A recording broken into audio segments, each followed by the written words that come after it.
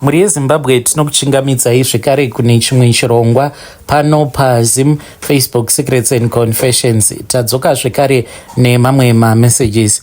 Kuri sei kwose kwamungava muri kumativi mana enyika. Message yedu yekutanga yakamira sekudai so. Hanzi makadi zvenyu mukoma, ndinokumbirawo kuti munge muchindiposterawo nyaya yangu makavegawo chitupa changu. Ininiwo ndiri mudzimai uye zvekare ndinoda kureurura kuti ndakaisa murume ainge ambori murume wangu wandakapinda naye musecond marriage mubhodhoro. Ndakaisa upenyu hwake mubhodhoro zvekuti kunyangwe zvikanzi abata mari inenge yakawanda sei, but haana zvaanofa akakwanisa kuita nemari iyoyo.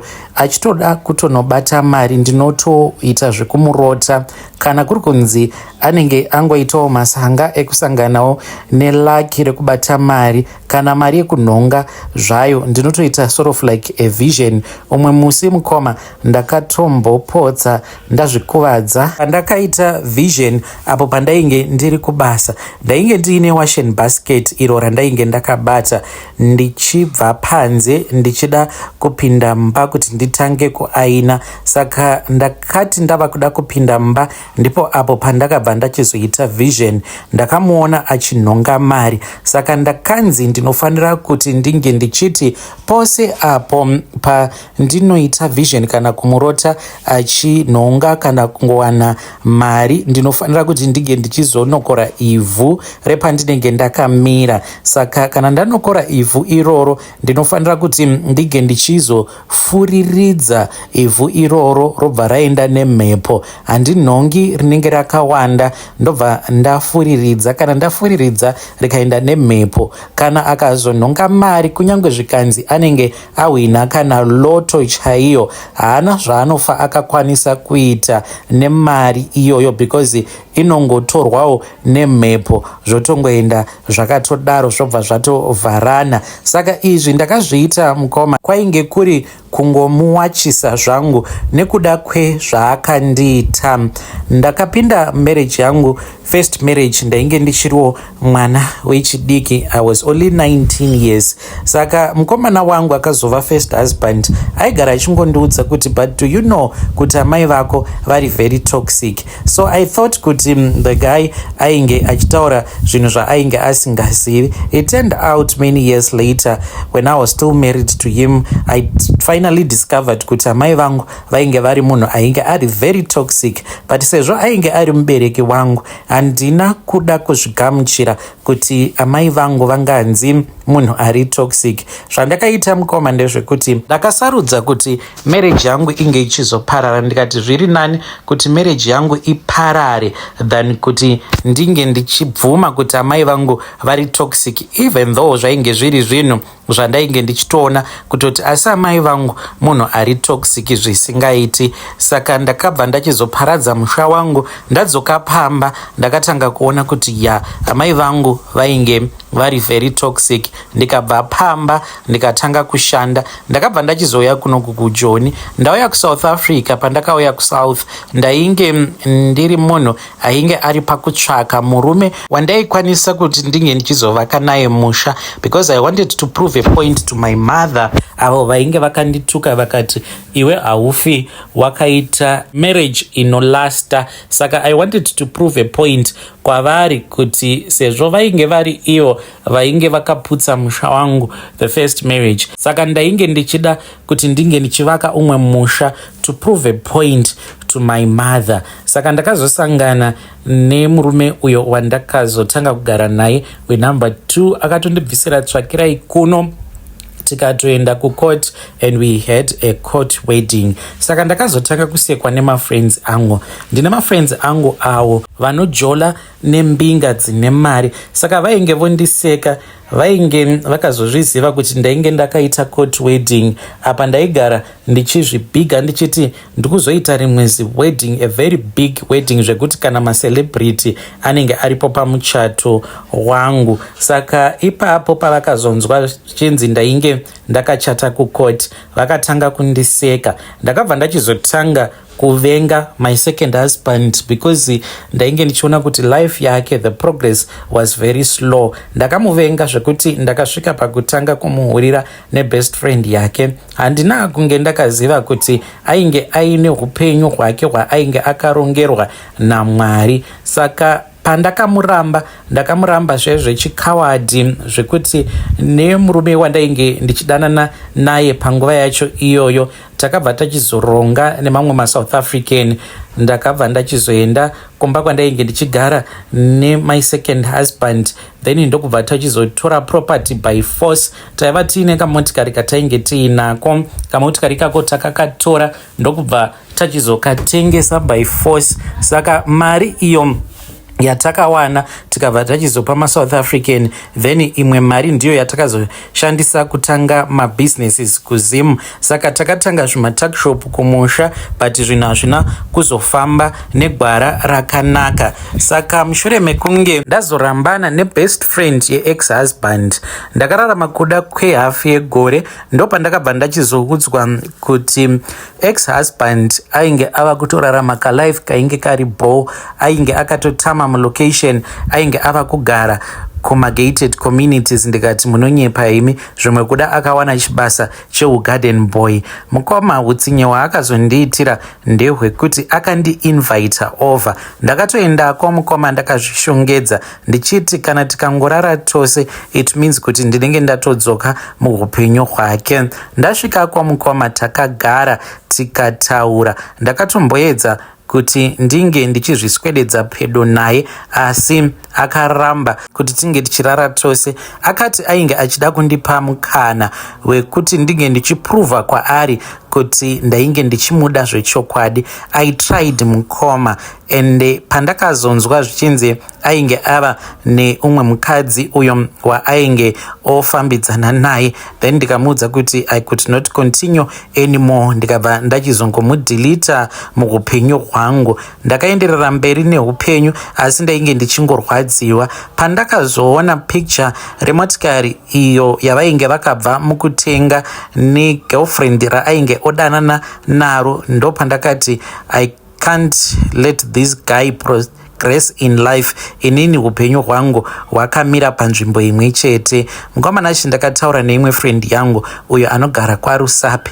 Ndataura naye akandiudza kuti yainge isiri problem. Akanditi ainge achazotaura nevamwe gogo vake. Akaenda kwavari, ndikazonzi ndaifana kuti ndinge ndichizoendako kwaRusape, but mari ndainge ndisina. Ndakasarudza kubhadhara nekuita zvinhu zvose zvainge zvichidiwa pafoni, then ndokubva achizondivigira bhodhoro tikazosangana muHarare. Akatouya nebhodhoro iroro kumba kwedu. Ndakabva ndachizonzi bhodhoro iri ndaifanira kuti ndinge ndichizoti pandinenge ndiri kumaperiods, pandinenge ndichiita wet, ndinoitira wet mukabhaketi. Ndobva ndaisa mukabhodhoro ikako, then ndobva ndachengeta, ndobva ndazoenda nebhodhoro kwaRusape. Izvi ndaifanira kuti ndinge ndichizviita within 3 months mushure mekunge ndaisa wet mubhodhoro. Ndakaita saizvozvo, ndikabva ndachizoti ndawana mari, ndikaenda kumusha, ndikadarikira ndikaenda kwaRusape. Ndasvikako vakabva vachizonditi ndaifanira kuti ndinge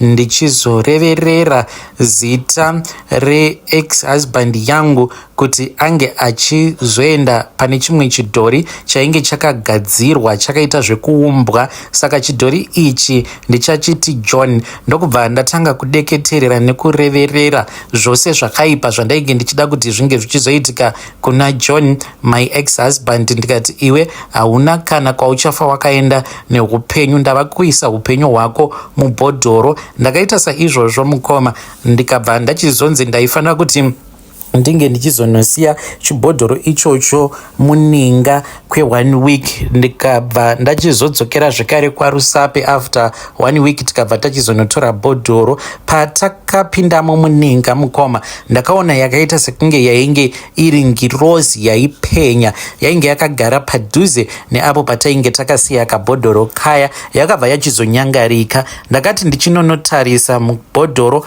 ndopandakabva ndaona kuti mainge muine ex-husband yangu ainge arimo John achiratidza kushungurudzika asingazivi kuti angabuda sei mubhodhoro. ndokubva ndachizodzoka zvangu kuno kusouth. mhiko dzacho ndedzekuti pose pandinenge ndiri bhodhoro iri rinenge richifanira kuva parutivi rwangu. kunyange ndiri kubasa bhodhoro rinenge riri muhandbag. kana ndikafamba bhodhoro rinenge riri pandinenge ndiri. saka ndo mhiko dzacho idzodzo. ndakanzi kana rikangoputsika ndokusununguka kwake uko kwaanenge aita. hei vedare ndo meseji iyo yandakatumidzirwa ichibva kuna vanzvadzi vedu. zvakangoma hazvo vedu we, ngatizamei kuti tinge tichitaura navo vanzvadzi vedu ava mucomment section. asi sei vanhukadzi muchiti pamunenge mazorambana nevarume vamunenge marambana navo apa wamushayinira then wobva wachizodzoka futi uchimukanganisira upenyu hwake kuti ange achizosangana nemaproblems, sei muchiita zvinhu zvakadaro. regedzai tibva taenda panyedu inotevera. nyedu inotevera yakamira sekudai so. hanzi makadi zvenyu mukoma, ndinokumbirawo kuti muge muchindiposterawo nyaya yangu makavhiga chitupa changu.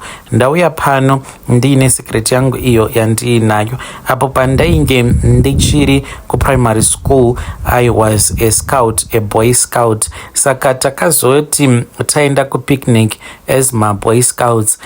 saka ainge ari leader wedu, vamwe vainge vari teacher vepachikoro pandakadzidza, ivo vainge vari ngochani. ndakavaona vakatora umwe mukomana uyu mukoma akazosvika pakucommita suicide apo patainge tava maform 5 and I suspect kuti zvaakaitwa naticha ivavo zvinenge ndizvo zvakakonzeresa kuzozviuraya kwaakaita. saka ndakangonzwa zvichinditi chimboenda unozvibatsira. ndikasimuka ndikabva patainge tiine kapicnic camp kedu ndobva ndatanga kufamba.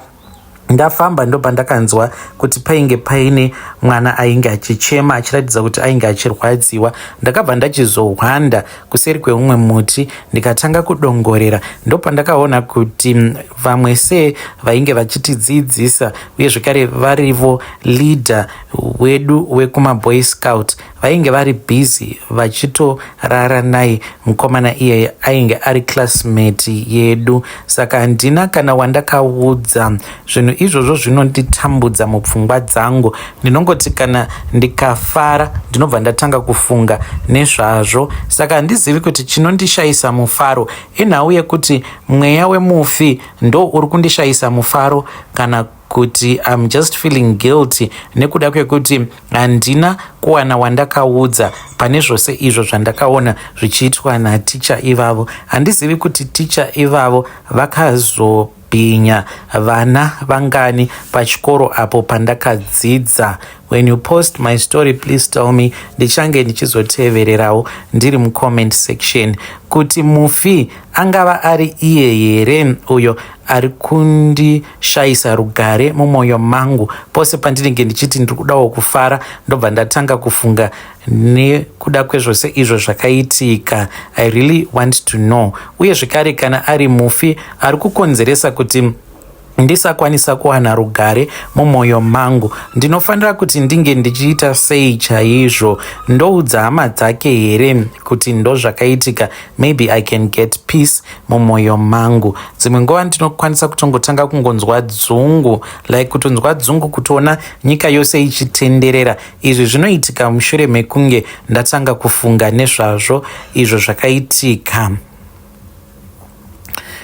vedare ndo message iyo yandakatumidzirwa ichibva kuna mukoma vedu Naimi. ko zvakangoma hazvo vedu we, asi ngatizamei kuti tinge tichitaura navo mukoma vedu ava mucomment section. but ini ndinoona sekunge kana kuri kunzi zvinoita dai maenda mukanoudza, at least mobva maudza hama classmate yenyu wamakadzidza naye kuti ndo zvakaitika, so that vange vachizova neclosure. mukoma vedu vari kuti kana mwana wako achiita maextra curriculum activities you have to be careful.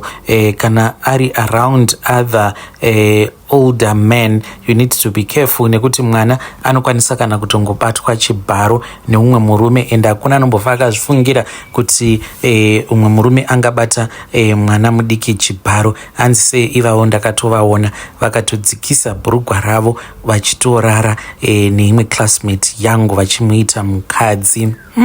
Zvakangooma hazvo veduwe. Regedzai tibva taenda panyaya yedu inotevera. Nyaya yedu inotevera yakamira sekudai so. Hanzi mukomana chimakadii zvenyu kikikikiki vedare, kana mukandiseka muchaseka zvenyu, but ini ndakazotendeuka ndikapa upenyu hwangu kuna Mwari. Izvi zvakaitika mainge muri mugore ra2018. Ndini uyo mukoma ndakasangana nevamwe sekuru ava chakaita kuti ndige ndichisangana navo, ndava ndiine friend yangu, saka mukadzi wake akabva achizozvara mwana. Saka mwana uyu ainge achinzi ane nhova, saka nhova yemuno muSouth Africa yakasiyana nenhova yekumusha yekuti inenge ichitamba pamusoro apa. Yemuno vanoti iri pamhanza zvekare nekugotsuku, saka ainge akaroora muSouth African. Mukufamba kwatainge tichiita taifamba munana Sangoma vemuno muSouth Africa, saka ndokuzototanga kuita connection nana Sangoma vemuno. Aiwa, ndakaona zvishamiso patainge tiri mumatare, ndikati pano ndinodzoka. Vakatoseka gogo ivavo avo vakandibatsira, because pandakati pano ndinodzoka vakaseka vakati ndanga ndatozviudzwa kudhara nehakata dzangu kuti panapa uri kuzodzoka ende zvauri kuda ndinozviziva. Ndikati aiwa gogo, chinyararai zvenyu, mungandinyadzisa kana mukada kutaura, vamwe varipo musataura. Saka ndakazodzokera kwavari, vakandiudza kuti kurombesa vanorombesa ende ivo vanobhadharisa. Ndikati mari, vakabva vandiudza kuti 10,000 rands. Ndikati zvino 10,000 rands handina, zvimwe kuda mukandibhadharisa less than that. Vakanditi chiuya hako ne5,000 rands. Ndakabva ndachizoenda kwavari ndakabata mari, ndokubva ndabhadhara mari iyoyo mukoma. Vakabva vachizondipa hari mbiri, vakabva vachizondipa zvekare nembiya iyo yavakati kwandiri ndo yandaifanira kuti ndige ndichizopota ndichishandisa apo pandinenge ndava kugadzira mhiko dzacho dzekuti ndige ndichizotanga kuita mari. Vakandiudza kuti ndaifanira kuti ndige ndichizoita makore 3. Ndikati makore 3 ndichiita sei? Vakanditi kunyangwe ukanze unenge wazokwanisa kutenga imba kana kutovakisa mansion, but unofanira kuti unge uchizoti each and every week unofanira kuita zuva rimwe chete raunonorara kumakuva. Hei mukoma, ndaifungidzira kuti ndinozvikona. Saka mwedzi wekutanga mukoma, pandakabata mari, ndakamuka ndikawana kuti mumba mainge muine 20 something thousand rands yainge iri mumba, yainge iri muchibhegi. Ndaiva ndiine chimwe chibhegi changu chekuSheet Street, pane zvandainge ndakatengako. Saka ndaiva ndiine chibhegi changu chandainge ndakabva nacho ikoko. Saka ndakaona kuti mainge muine zvainge zvirimo, ndokubva ndavhura ndikaona kuti mainge muine mari yainge yakangoita zvokungokandwamo muchibhegi. Ndikabva ndavafonera vakanditi saka watotanga kutoita mari, unofanira kuti unge uchiziva izvo zvandakakuudza kuti unofanira kuti unge uchiita. Saka ndakabva ndachizotanga kuenda kumakuva ndichirara kumakuva, asi pose pandaienda kunorara kumakuva ndaimhanyiswa nenyoka, kutopotsa ndarumwa nenyoka, ndokubva ndachizosiyana nazvo. Vakanditi ndainge ndatadza kuzadzikisa mhiko dzangu, saka mari yavo vainge vava kutora. Vakanditi asi unofanira kutoti unge uchitombopenga. Mukoma, ndakamhanya ndikaenda kune imwe church ndikatanga kuchema. Apa pandakasvikapo pachechi painge patori nevanhu vainge vakawanda, vamwe vainge vachitovaka vachirinovheta pachechi ipapo muno muSouth Africa. Ndikatanga kuchema ndikaudza vanhu vainge varipo kuti ndainge ndakaudzwa nen'anga yangu kuti ndainge ndava kufanira kuti ndige ndichizotanga kupenga sezvo ndainge ndakatadza kuzadzikisa mhiko. Vanhu vavo vakatanga kundinamatira, even mabhiridha ainge aripo akatanga kundinamatira. Mukoma, ndopandakanzwa ndichitsva, ndakanzwa sekunge ndainge ndakandwa mumoto. Saka ndichitsva kudaro mukoma, vanhu vainge vachindinamatira vainge varipo vanoti vakaona chimwe chinhu cheblack rainge rakaita kunge zizizi rakabuda mandiri, ndokubva rabhururuka rikatiza richichema. By the time pandakazomuka ipapo pandakabvunza kuti dzainge dzava nguvai, vakandiudza kuti it was 2 am ndainge ndavakomba kwava mufundisi. Kubva zvandakaendapo pachechi ipapo ndingangoti maybe past 10 kunosvika kunze koidza, vanhu vachingondinamatira so that I can be delivered. Mukoma ndakabva ndachizototendeuka ndikati handife futi ndakaenda kun'anga kunobvunzira kana kutaura nevanhu vakafa. Vedare ndo message iyo yandakatumidzirwa ichibva kuna mukoma vedu. Zvakangooma hazvo vedu we, ngatitaurei navo mukoma vedu ava mucomment section. Hanzi kubva zuva iroro ndakabva ndachizozviudza kuti handifi ndakabvunzira, nekuti n'anga yandakaenda kwairi ikandirombesa haina kukwanisa kundiudza chokwadi kuti kana ukatadza kuzadzikisa miko unobva wachizotanga kupenga. Zvakangooma hazvo vedu we. Regedzai tibva taenda panyedu inotevera. Nyedu inotevera yakamira sekudai so. Hanzi makadi zvenyu mukoma, ndinokumbirawo kuti munge muchindiposterawo nyaya yangu makavikawo chitupa changu. Ineniwo ndine secret yangu, uye zvekare I hope kuti vamwe vanhu vanozviti maKristu kana vakanzwa confession yangu vachaita izvo zvandichavaudzao kuti vange vachiita, nekungwarirawo kuti asi munhu wose anopinda chechi anotanga kunamata nemi anenge aine magood intentions about chechi yenyu, panenge patori nevamwe vanotoita zvekunge vanenge vakatotumwa. Vamwe ndivo vanenge vakatotumwa naSatani kuti vange vachiuya kuzoparadza chechi nekuuya kuzosunga vanhu muchechi, because muchechi ndo musinganetsi kuwana vanhu vekuchekeresa, vanhu vekuroya kana uine zvinhu zvako, nekuti maKristu ivo pachezvavo vane kabhilifu kaya kekuti as long as ndichinamata ndichienda kuchechi ndakachena ndichitamba panguva yepraise and worship nekungodzamba-dzambawo panguva yekunamata nepanenge panzi vanhu ngatitsanyei, kana ndikatsanyawo zvinoreva kuti ndinenge nditori neprotection and covering, but vazhinji vacho vanenge vachingorarama vari musvivi. Saka kana uchirarama uri musvivi, it is easy kuti unge uchizoattracta vanhu vakaita sesu muupenyu hwako. Then kana tava muupenyu hwako tinokusungira upenyu zvekuti unosvika pakumuramba Mwari wacho, nekuda kwekuti unenge wava kuti kana ukanamata hapana kana chinombochinja, kana ukatsanya hapana kana chinombochinja, asi unenge uchirarama uri muzvivi. Zvakaitika mukoma ndezvekudai, ndakati ndaona kuti ndapedza dzinza, ndakaromberawo muno muSouth Africa. By the way, ndine gonye iro randakapiwa, saka gonye iri ndakanzi ndinofanira kuti ndige ndichizopota ndichiti kana ndikauraya huku after a week then ndobva ndachizotora ropa, ndobva ndachizodira ropa riya mubhodhoro munogara gonye iroro. Rainge richimbogara mubhodhoro, kabhodhoro kemayonnaise, ndimo mandainge ndakariisa. Saka kuromba kwandakaita mukoma, ndakachekeresa murume uyo kwandinge ndichigara naye mushure mekunge ndawana mukana wekutaura naSangoma vacho ivavo avo vakandibatsira. Saka ndakabva ndachizoti ndabva mukuchekeresa murume wandaigara naye ndikabva ndachizotanga kuchekeresa hama dzangu. Zvakaitika mukoma kuti ndige ndichizotanga kuchekeresa hama dzangu, kutanga nedzainge dziri muno yainge iri nhau yekuti after ndatanga kubata mari ndakabva ndachizoenda kuvacation nechimwe chikomba changu muSouth African. Saka taenda kuvacation pane zvakabva zvachizoitika.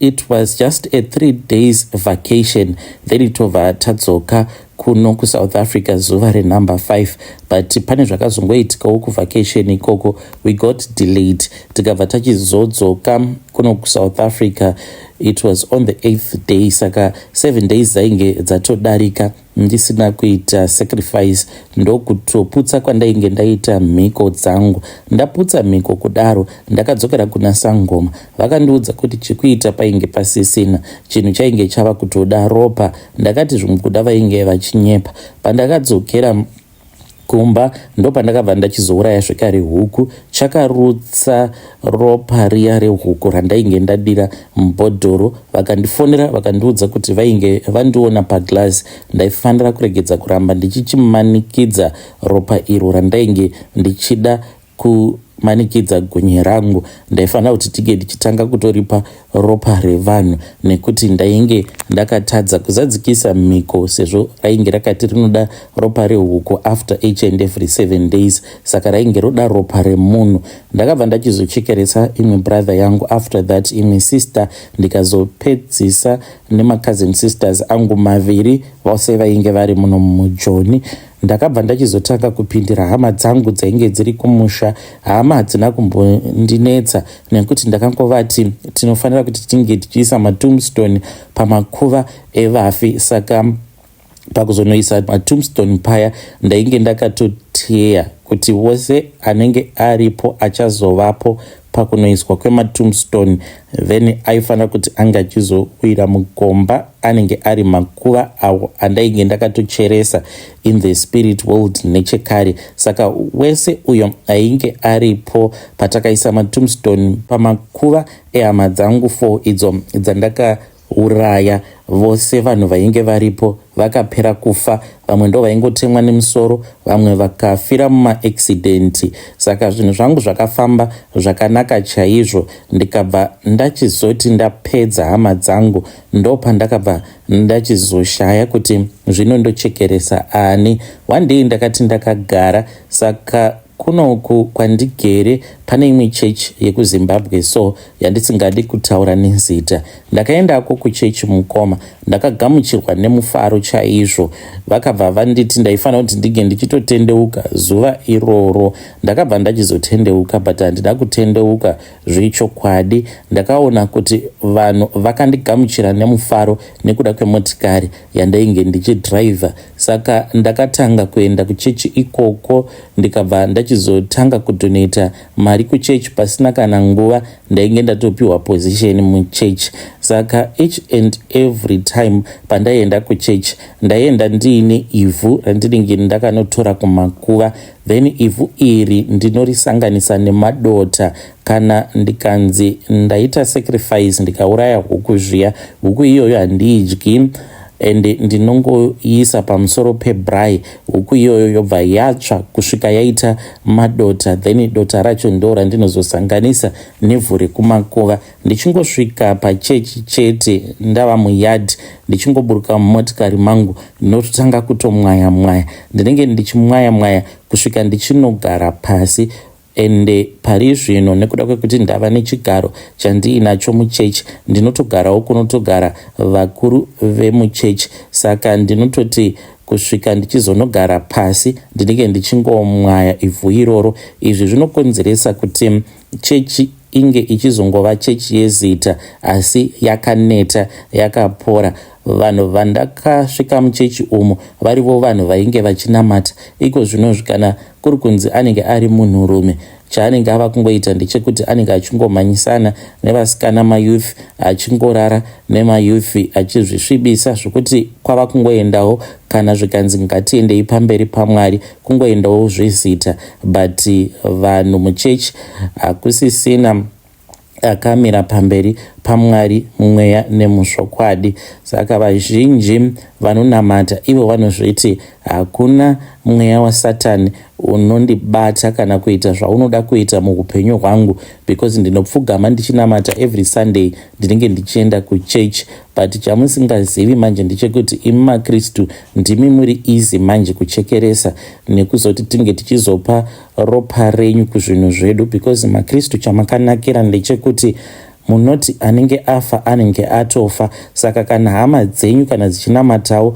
dzinongoti afa nekuda kwekuti inguva yaMwari, hakuna anozombofunga kuti ngatifambei tinge tichinzwisisa kuti chii chaitika kune hama yedu kuti angotemwa nemusoro akabva afa. Munoti aenda kuna baba kudenga. Izvo ndinenge ndatomuchekeresa munhu, ndatopa gonye rangu ropa. Ndakaitawo mari mujoni, mari yangu handitendedzwi kuti ndinge ndichidya nehama plus handisisina hama dzekuti ndinokwanisa kudya nadzo mari iyi. Kunesu takarombeswa nevanhu vasiri vefake, mari chaidzo tinotodya, asi kuromba hakuna kunaka, nekuti unopiwa mhiko dzekuti haufi wakakwanisa kudzizadzikisa. Ipapo pandainge ndiri mumatare, pandakanzi after every 7 days unouraya huku, ndakaona sekunge zvainge zviri nyore because ndainge ndisati ndakamboita mari muupenyu hwangu. Ndaingozviona ndichienda kuZimbabwe ndichiti kunyange ndikaenda kuZimbabwe nemotikari,